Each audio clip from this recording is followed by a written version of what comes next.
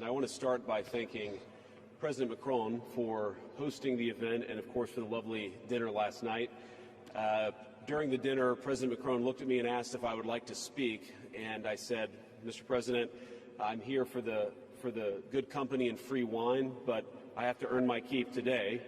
And I, of course, want to thank Prime Minister Modi for being here and for co-hosting the summit, for all of you for participating.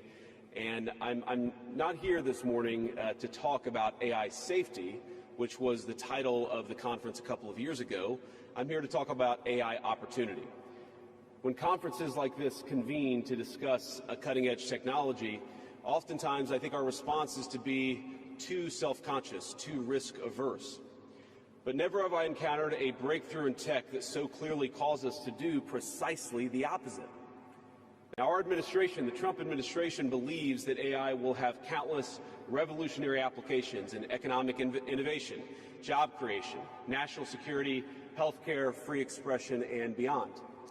And to restrict its development now will not only unfairly benefit incumbents in the space, it would mean paralyzing one of the most promising technologies we have seen in generations. Now, with that in mind, I'd like to make 4 main points today.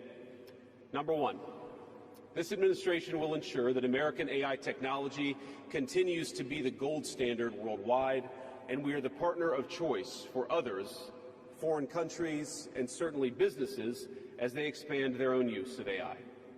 Number 2, we believe that excessive regulation of the AI sector could kill a transformative industry just as it's taking off, and will make every effort to encourage pro-growth AI policies, and I like to see that deregulatory flavor making its way into a lot of the conversations this conference.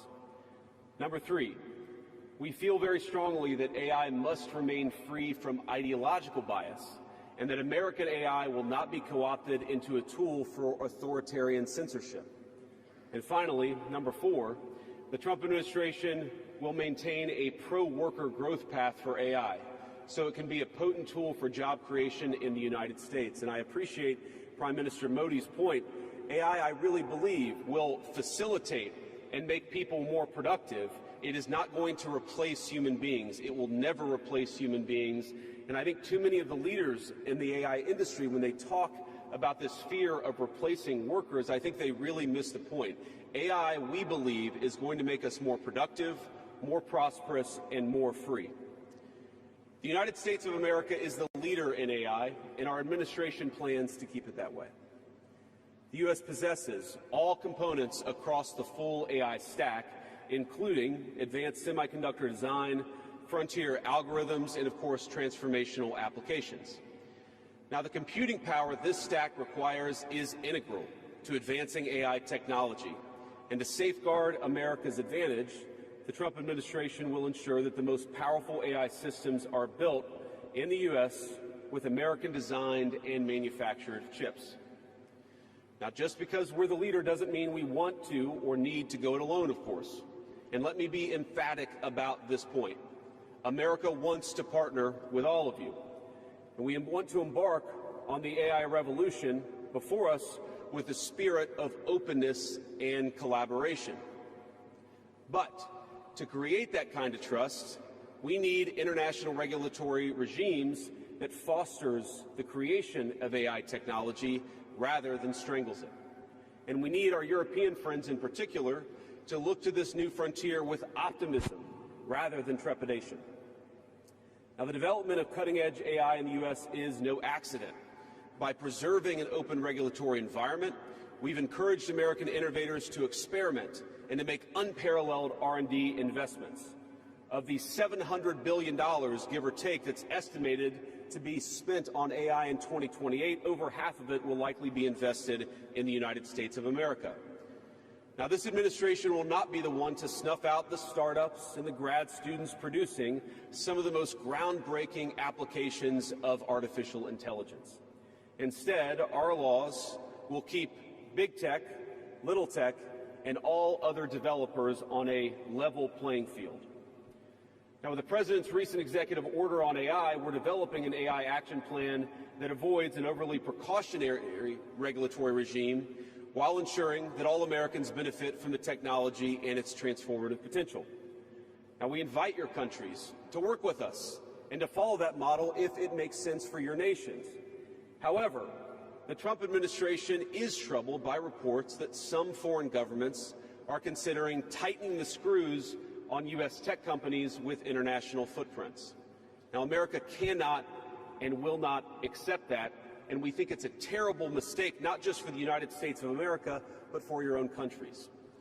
Now, U.S. innovators of all sizes already know what it's like to deal with onerous international rules.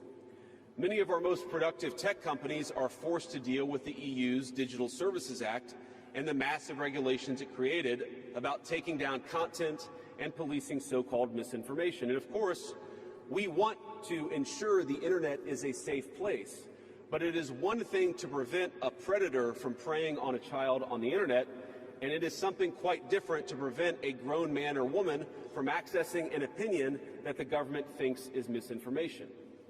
Meanwhile, for smaller firms, navigating the GDPR means paying endless legal compliance costs or otherwise risking massive fines.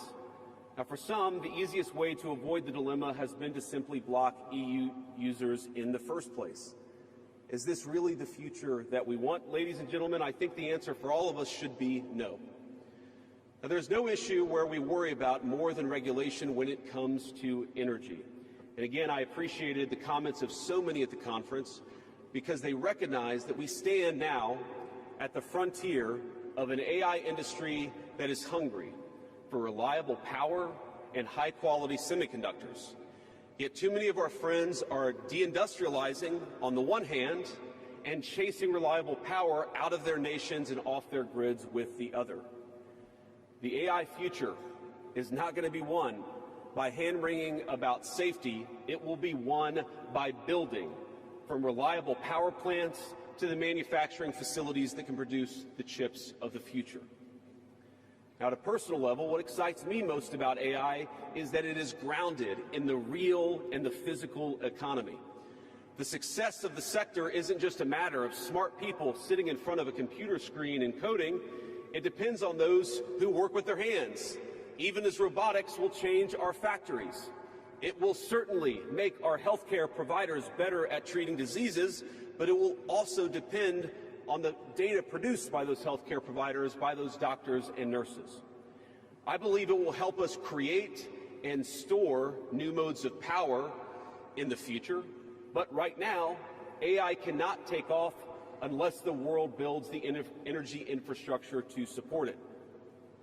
Now, it's my view that tech innovation over the last 20 years has often conjured images of smart people staring at computer screens, engineering in the world of bits. But the AI economy will primarily depend on and transform the world of atoms. Now, at this moment, we face the extraordinary prospect of a new industrial revolution, one on par with the invention of the steam engine or Bessemer steel. But it will never come to pass if overregulation deters innovators from taking the risks necessary to advance the ball. Nor will it occur if we allow AI to become dominated by massive players looking to use the tech to censor or control users' thoughts. And I'd ask, if you step back a moment and ask yourself, who is most aggressively demanding that we, meaning political leaders gathered here today, do the most aggressive regulation? It is very often the people who already have an incumbent advantage in the market. And when a massive incumbent comes to us asking us for safety regulations, we ought to ask whether that safety regulation is for the benefit of our people or whether it's for the benefit of the incumbent. Now, over the last few years, we've watched as governments, businesses, and nonprofit organizations have advanced unpopular and, I believe, downright ahistorical social agendas through AI. In the U.S., we had AI image generators trying to tell us that George Washington was black or that America's doughboys in World War I were in fact women. Now, we laugh at this now, and of course it was ridiculous, but we have to remember the lessons from that ridiculous moment. And what we take from it is that the Trump administration will ensure that AI systems developed in America are free from ideological bias and never restrict our citizens' right to free speech. We can trust our people to think, to consume information, to develop their own ideas, and to debate with one another in the open marketplace of ideas. Now, we've also watched as hostile foreign adversaries have weaponized AI software to rewrite history, surveil users, and censor speech. This is hardly new, of course. As they do with other tech, some authoritarian regimes have stolen and used AI to strengthen their military, intelligence, and surveillance capabilities, capture foreign data, and create propaganda to undermine other nations' national security. I want to be clear. This administration will block such efforts, full stop. We will safeguard American AI and chip technologies from theft and misuse, work with our allies and partners to strengthen and extend these protections, and close pathways to adversaries attaining AI capabilities that threaten all of our people. And I would also remind our international friends here today that partnering with such regimes, it never pays off in the long term. From CCTV to 5G equipment, we're all familiar with cheap tech in the marketplace that's been heavily subsidized and exported by authoritarian regimes. But as I know, and I think some of us in this room have learned from experience, partnering with them means chaining your nation to an authoritarian master that seeks to infiltrate, dig in, and seize your information infrastructure. Should a deal seem too good to be true, just remember the old adage that we learned in Silicon Valley: if you aren't paying for the product, you are the product. Finally, this administration wants to be very clear about one last point. We will always center American workers in our AI policy. We refuse to view AI as a purely disruptive technology that will inevitably automate away our labor force. We believe, and we will fight for policies that ensure that AI is going to make our workers more productive, and we expect that they will reap the rewards with higher wages, better benefits, and safer and more prosperous communities. From law to medicine, manufacturing, the most immediate applications of AI almost all involve supplementing, not replacing, the work being done by Americans.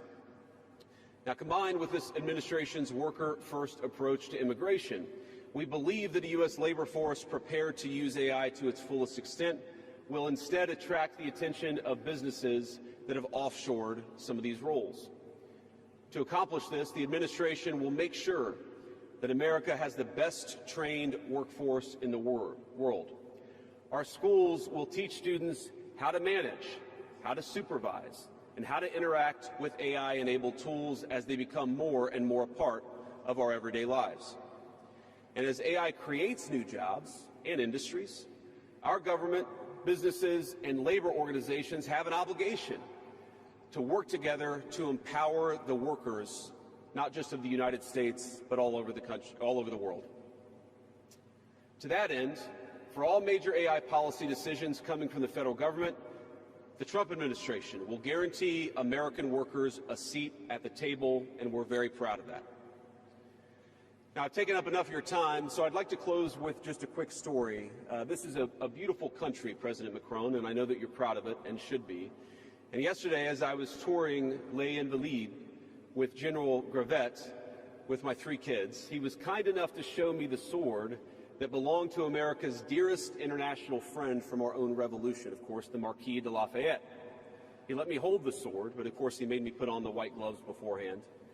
And it got me thinking of this country, France, and of course of my own country, and of the beautiful civilization that we have built together with weapons like that saber. Weapons that are dangerous in the wrong hands, but are incredible tools for liberty and prosperity in the right hands. I couldn't help but think of the conference today. If we choose the wrong approach on other things that could be conceived of as dangerous, things like AI, and choose to hold ourselves back, it will alter not only our GDP or the stock market, but the very future of the project that Lafayette and the American founders set off to create. Now, this doesn't mean, of course, that all concerns about safety go out the window, but focus matters, and we must focus now on the opportunity to catch lightning in a bottle, unleash our most brilliant innovators, and use AI to improve the well-being of our nations and their peoples. With great confidence, I can say it is an opportunity that the Trump administration will not squander, and we hope everyone convened here today feels exactly the same. Thank you, and God bless you all.